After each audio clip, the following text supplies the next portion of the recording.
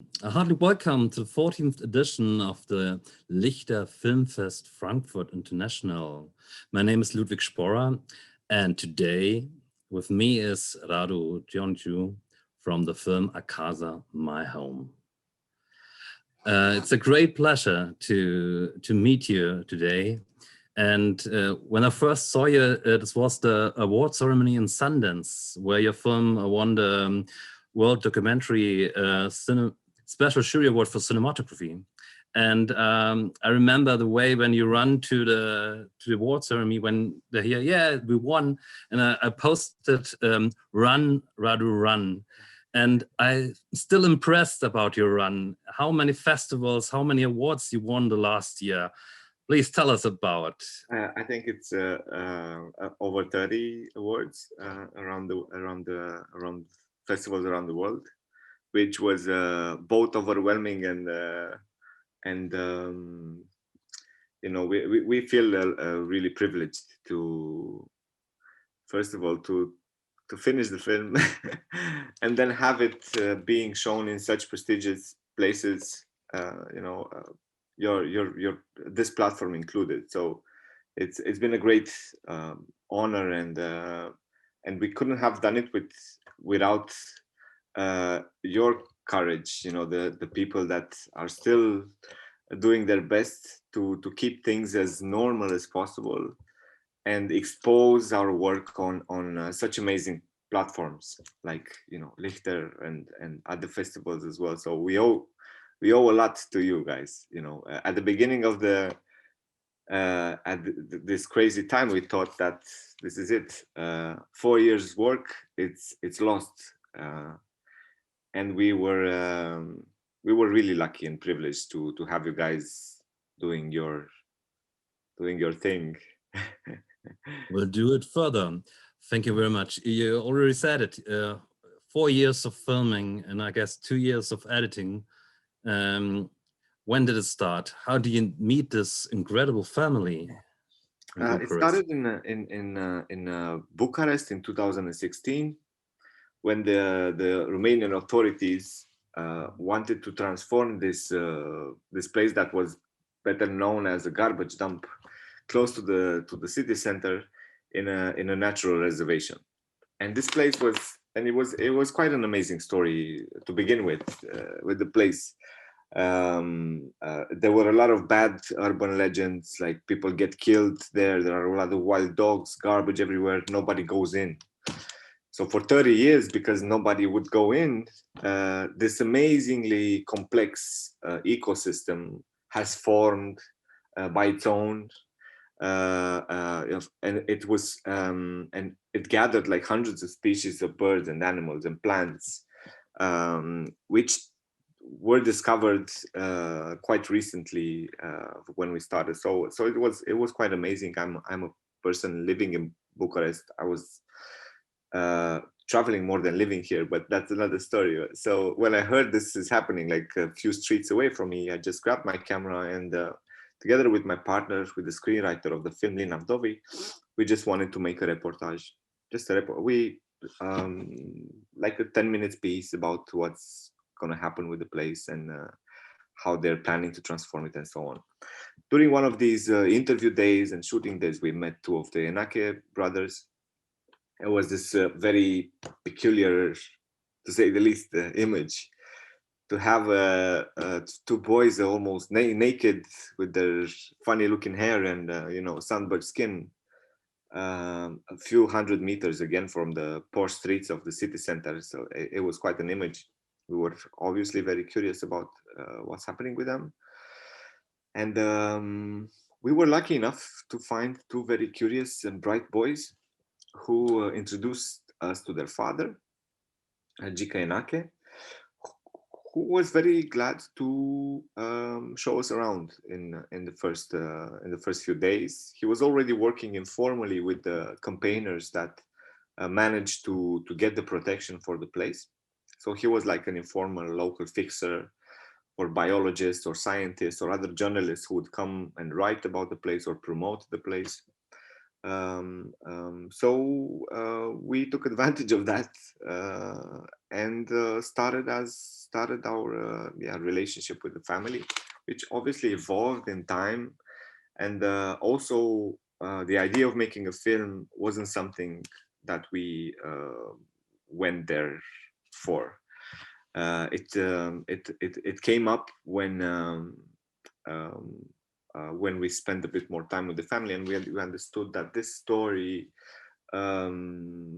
cannot be, or this family cannot be exposed in the, let's say, mainstream public without proper context built around them in order for them to be understood outside of their quite exotic and eccentric lifestyle and so on. So we decided to stay for more, and it was quite obvious at one point that we need a bigger platform to tell and to show all the things and the truths that we were seeing and we were capturing. And this is how we decided to make a film. And yeah, the story started from there. I mean, it's 4 years later we've finished it, and it was quite an interesting experience for us as first-time directors. You know, I've done I don't know, tens of stories all around the world, but never stretched myself so hard and for such a long period of time, which obviously quite a difference if you do a reportage or a documentary film. When did you know that this will take a long time? That you know how, when you think of 4 years, it's quite a long time to invest in this family. I mean, back then, if you would have told me that I'm going to stay in film for 4 years, I would have said, no way. I'm like, it's like, you know, like in 4 years I can do 100 things. But in time, I understood the value of time and of patience, and of how time helps you develop both yourself, but yourself in relationship to your story as well, and how time sometimes solves some of the issues that you're facing when you're trying to do a story like this. So at first we thought that this film is going to take a few months, you know, to do. We thought that the family was going to be allowed to stay there for a few more months, but it turned out to be 2 years. And at first we thought that the film will end with the family exiting, like climbing the walls and going into the city. We thought back then that it's, you know, everyone would know, like, we all know that the city is aggressive and it's racist and it's a shitty place especially for a family like this. So why should we go there? You know, like we didn't want to make one of those stories. Most of all because we were fascinated by them inside the Delta and their dynamics and the relationship with nature and so on. So we worked for 2 years, and then when we saw the kids interacting with other children in the city, we understood, and the way they were looking at the world around them, we understood that this film can become something greater than what we've had, meaning that these boys, this family, would give us the opportunity to see ourselves and maybe confront some of our things that we are not aware of. Maybe if we follow them for a bit more, we get a chance to become a bit more educated, both about ourselves, but, you know, the world around us and how we build it and so on.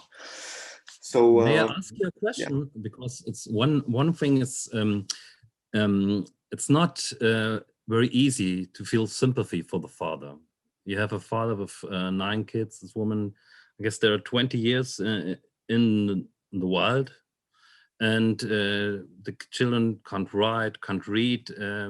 So it's if you meet them and you see this, there are always the thoughts about should we do something with the kids, or it's, I guess it's very difficult how to interact and what to do in such a situation.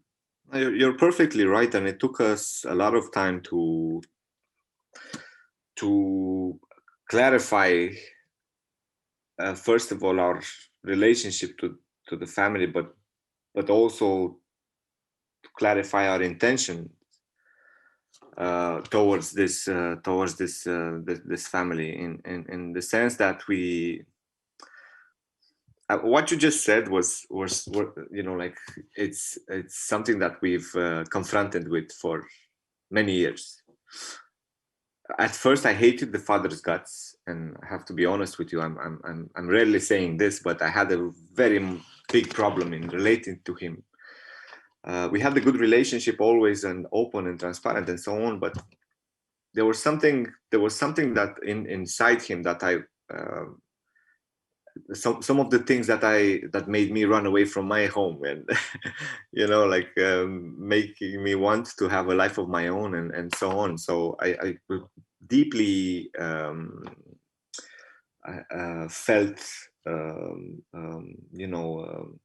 not the best things, let's say, about him. But in time, when I became a parent myself, or when the idea of becoming a parent was something that was quite seriously living in my mind, I kind of began to understand that the father's way of raising the kids, including this isolation from everything around, was his way of protecting them from the things that really hurt him while he was living in the city and he was part of the society. Speak about the racism against the Roma. There's, I guess, one moment in the film also when they realized that they are Roma. They never thought about it before, I guess, because they live in as a family in the wild, and exactly. There's something. It was even more than this, above the racism. Like Jika was very well, let's say, integrated. He comes from a good family. I mean, they work in multinationals and they have nicer houses than my parents. They're really nice people, middle class. And he was always the like the wannabe villain in the family, but he was really smart. He was cute and everything. So, but above this problem of like racism for him, where he had a good social and even material condition in before the 90s, when the revolution came and industries fell and this country was godforsaken, abandoned for so many years. He among a big portion of our society had to suffer. Like they really suffered. My parents were teachers, and I remember days where the fridge was empty, for example, in the 90s especially. So everyone had it really bad in that period of time in the country, including Jika, who was quite young, and he felt disoriented after he was, the factory closed down and he was left with nothing, no, like opportunity. He did some really bad stuff. He ended up in prison, where he got his portion of, let's say, society's hate and violence. And when he got out, he didn't want to have anything to do with the society, with the city, with his family, and this was his way of not exposing his kids, his loved ones, to the things that he damaged him, basically. So having this idea in mind, having this bridge in understanding him, I managed to treat him as a human being also in the edit room, because I was, like naturally I felt, like quite, I felt the urge to demonize him, to show him as a bad guy and so on, because I was, but in time, again, the value of time, in time I began to grasp him and build some empathy towards him. And with that came a sort of understanding that only time can give you. Yeah, that's the one thing documentary film can give you, is the time. You have to engage with your protagonists.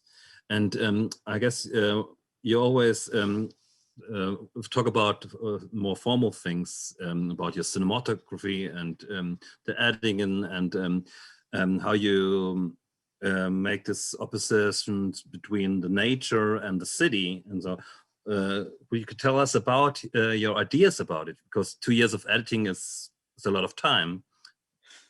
Yeah, I mean, I'm not film educated. I don't, you know, I come from a, even though I come from a very liberal, let's say, part of the journalism genre. I come from reportage and long form writing and photography and so on. I was quite unaware of how dramaturgy can help you tell a story. So during this film, or making this film, was also my my film education, basically. So I learned that while I was going. So if in the beginning there was this, you know, fascination and a great energy to capture everything and to, you know, like to make sense of the things I was seeing, then towards the end I began to educate myself and understand it. And first of all, you know, it was you know, I had the opportunity to understand dramaturgy as an instrument to create an even deeper level of understanding and a fluidity for a story, which was for me an eye opener, and like my storytelling world exploded in that, you know, like in those years. It was quite amazing, and it made me want to make films in the future as well. But, you know, like going back to your question, you know, we started doing interviews in the beginning. So for a few months, we only did interviews with the family, and the whole style and visual approach developed in time, and most of it was done intuitively. And then we would have meetings and, let's say, formalize the things that we were doing more or less naturally. And then it was this idea of making a film or telling a story from within the family rather than a story about a family. And this had a major influence on our filming style as well. And we began thinking of the camera as one of the family members, let's say, because, you know, having access to that intimacy, to that or intimacy was a great part of the atmosphere we wanted to capture and to show in the film. And, you know, like with the city and nature part, everything was quite on the surface, you know, like it's everything was so drastically different and facile, you know, like it was very easy to you know, to use this card for you know, like for making or pushing, uplifting the story. But I think we managed to go beyond this, focusing on the relationship or on the inner life of a young person who is about to lose his innocence, who is about to become an adult himself, and the relationship with the very problematic father. And obviously there are many other layers around this relationship. And I'm really glad that we during these 4 years we've gained such maturity to see beyond the very obvious let's say contrasts of the story. So without you know, like without necessarily put them in the back. Of course, it was very interesting to see the, you know, the drone and the image of the, you know, like an image of the nature and the city and to help the plot and to show a bit of the future conflict in the film and so on. But I think you know, in the end, I think my colleagues and myself included, I think we did a great job in sticking with the people and sticking with the way those people are seeing the world around them, including ourselves. So you're absolutely right. It's an eye-opening film, a very complex, multi-dimensional film. And it was really eye-opening for me. And and speaking about the motto of the festival, change, about you say about the boy, about the from the childhood to the adult, to become an adult, to become to the city, to write, to learn everything new. It changes when you stopped filming and the family is now in the city. Is what happened to the family? Did you engage with them? Did you do something for them? Where they live now? What happened Well, afterwards? there were quite some important efforts around the family during these 4 years. We also built a social project. The social project is called Acasa, and it was quite popular in Bucharest. And we've gathered a lot of very interesting and specialized people in psychology and medicine and educators and socialists and so on. And together with them, we've built this platform to help the family have a smoother transition to the life in the city. But the main goal for us, obviously, was to keep them together, because the state wanted to take the children away and put them in a shitty shelter, and probably the parents would have ended up in the streets. We were already friends. We couldn't have not, stepped in. Yeah, that's so. And when we decided to do this, we decided to do it in the best way possible with the best resources that we had back then. So I'd say they came a long way. I mean, imagine. I mean, there were no. And maybe it's important to mention that this family wasn't. I mean, any social welfare system would have been overwhelmed with this family's problems, especially a Romanian one, which is quite weak already. The kids never saw running water, never heard of sexual education or basic hygiene and so on. So we had to start from below scratch with them. Nobody would have had the resources and the knowledge to do that. This is why we brought all these very knowledgeable people in this little social project. And we're still in touch. The kids continue to go to school. They're all very well integrated. I'd say they get scholarships now for their education. And unfortunately, the father passed away a few months ago. So this was a tragic thing in the family. But the good thing about it, or the light, comes from the fact that the older children that moved out before moved in back, with the mother, so she can have support and everything. They have their own house right now. They have a little piece of land, just 15 minutes from the park. Some of the brothers work in the park as well. Vali was in his paternal leave, and he spent it working in a slaughterhouse in Germany. Imagine that. Such a coincidence. But now he's back to his old job, and he's quite a family man. I mean, he's, for such a young boy, he's very responsible, takes care of everyone.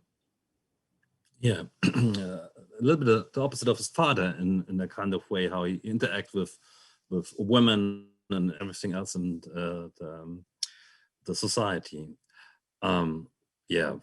It's I guess it's the best thing you can do as a documentary filmmaker, if you have to follow this family this long time, and to see that there's a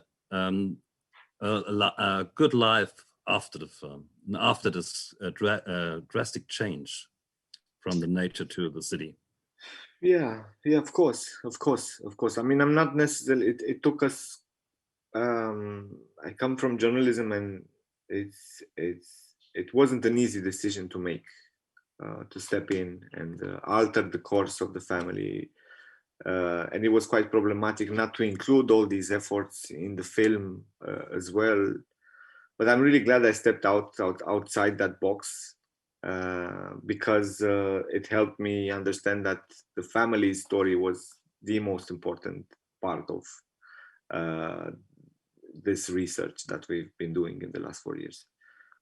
And yeah. Yeah, thank you very much, Radu. It was really a pleasure to talk about you. As well. Amazing film. Amazing to be. And because it's changed, the motto of the festival. Now, could you tell us what change means to you? Change is something that on the top of my head, it's heavily related with love, because you always have to change yourself, and you always have to work changing on yourself in order to have access to a kind of a connection and love to yourself and towards the others around you. So I'd say a love, because it's a process that forces you to change constantly, and I think it's something that would also help us go through this incredibly poisonous period of time that we're living right now. But also, I think it's something that we need to have in mind in order to build ourselves smaller or bigger worlds around us that are better and brighter than the ones we're coming from. We're still stuck at the moment, but yeah, change is love. Thank you very much, Radu. Thank you so much, Ludwig. It's been an amazing pleasure.